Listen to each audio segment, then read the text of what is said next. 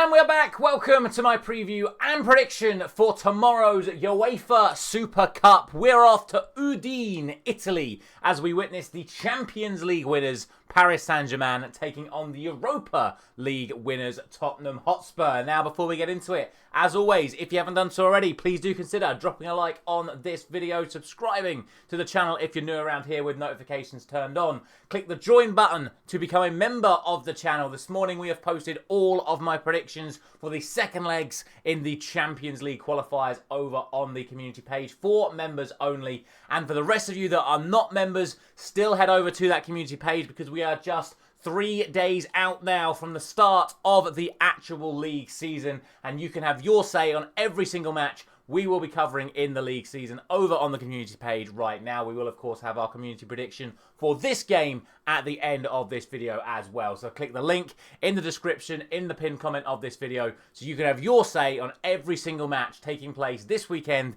in the Premier League and La Liga. And without any further ado, let's just get straight into it. Like I said, we're off to Italy for this match. Paris Saint-Germain, Tottenham Hotspur, the Champions League winners, the Europa League winners. And even though that these two teams were crowned champions just a few weeks ago, it is incredible how much difference just a few weeks can make. We'll start off with the European champions, the team that was dubbed the best team in the world following their record-breaking 5-0 victory in the Champions League final over Inter Milan. However, it all came crashing down in the United States in that World Club Cup final, getting absolutely humbled by Chelsea in that match. 3-0 they lost. Obviously, Chelsea, one of the other London clubs like Tottenham Hotspur, so they'll be hoping to not see a repeat of that performance coming up against Spurs today, although technically, on paper, you would class Chelsea as a better team than Tottenham at the moment. For PSG, they've obviously had the drama off the field with Gianluigi Donnarumma. In my opinion, the best goalkeeper in the world right now, although not it appears in the thought of Paris Saint-Germain. He has actually been left out of the travelling squad going back to his native Italy for this match. And Lucas Chevalier, one of the hottest prospects in world football as a goalkeeper, is set to make his debut for PSG in this match against Tottenham. It should also be noted that PSG actually haven't played a match of any description, certainly not publicly, since that defeat to Chelsea in America in the Club World Cup final. They have had no pre-season going into this. They've not played any matches against any significant teams. Like I say, not publicly. They may have had a couple of games behind closed doors, but as far as I'm aware, they are going straight into this off the back of that defeat to Chelsea in the Club World Cup final. For Tottenham, they've had a fair few more changes than just the goalkeeper when it comes to their setup. I mean, they haven't actually had a goalkeeper change, but they have had a managerial change, the controversial decision to sack Ange Postecoglou following that Europa League final victory over Manchester United, qualifying them for the Champions League this season. He is gone. Former Brentford man Thomas Frank is now put in charge, and he has the opportunity to actually deliver a Tottenham trophy in his first match. Obviously, Ange delivering Spurs' first trophy in almost 20 years with that Europa League. Thomas Frank has the opportunity to make it 2 trophies in 2 matches for Tottenham with this match in Italy in this game. However, he will be doing it without their iconic captain. Heung-min Son has finally made his move away from Spurs to LAFC just this week. So obviously he is not going to be there for Tottenham. They've also made a whole host of new signings. I mean, I say host of new signings. They've signed Tell permanently. They've signed Danso permanently. But they've also signed the likes of Mohamed Kudus to their side as well. Whereas PSG have actually only so far made the signing of Chevalier. They've obviously agreed a deal with Zabrani from Bournemouth, but he will not be signed in time to feature in this match. Should be noted then that this is the perfect opportunity to now talk about the team news. And in terms of the team news, both sides are actually going to be without some key players for this match.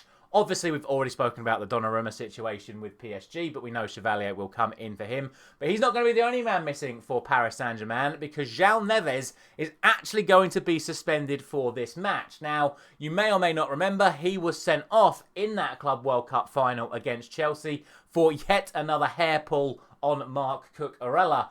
But because that match was the actual Club World Cup final and FIFA decided that that offence was so bad that it warranted a ban, they have actually issued a 2-match global ban to João Neves. So he cannot play in this match against Tottenham, and he will miss the opening weekend of the League Earned season.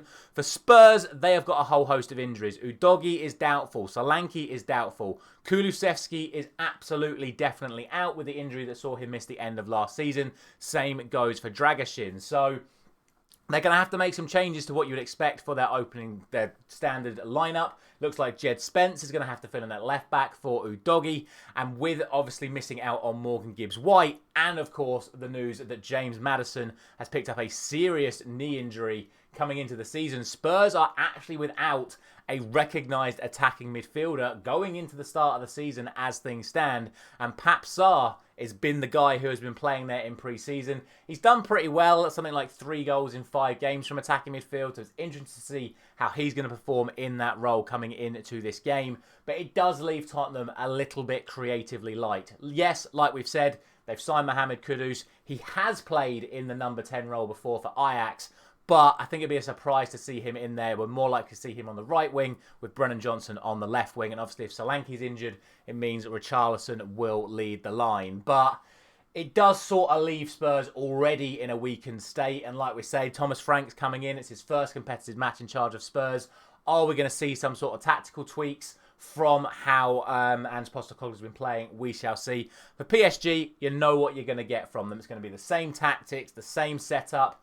Yes, João Neves will be missing, but they've got plenty of players to come into that midfield. It's most likely that Zaire Emery will be the one that comes in for them. And ultimately, you would have to consider Paris Saint-Germain the favourites once again. I will reiterate, though, they have not had a pre-season. They're coming straight into this. This is their first match, essentially their first and last match of pre-season. But it is considered a very competitive match, and there is prize money on the line. So we shall see. Should be noted for Spurs that their pre-season hasn't actually gone that well. They got their 1-0 victory over Arsenal in Hong Kong, but other than that, there really isn't that much to write home about. They drew 2 matches against League One opposition in pre-season, and then last weekend, they lost 4-0 to Bayern Munich with former man Harry Kane on the score sheet for the Germans. It's not been a great pre-season. It's not looking good for Thomas Frank right now, and I do think that this is probably going to be a test too far for them to kick off their season. Should also be noted, of course, PSG won the domestic treble last year. Meanwhile, Spurs finished in 17th in the Premier League. Do Spurs have a chance? Absolutely, I think they do.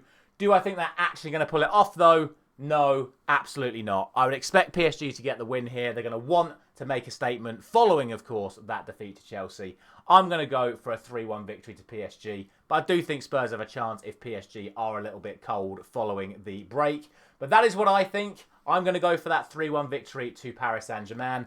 Let's have a look what you guys have thought over on the community page. You guys have said there is an 84% chance that PSG are going to get the victory here, and only a 16% chance that Spurs come away with the result. So you guys are on the same lines of thinking as me. You guys reckon that PSG are going to get the victory here. That is the percentage chances that you think it is going to be. And again, a reminder that you guys can get voting right now on all of those matches taking place on the opening weekends in the Premier League and La Liga. But that's what you guys think. That is what I think. I'm going to go for a 3-1 victory to PSG. As always, thank you very much for watching. Drop a like on this video if you enjoyed it. Share it with a friend. Subscribe if you're new around here. Let me know all of your thoughts down in the comment section below. Thank you very much for watching once again. I'll see you very, very soon.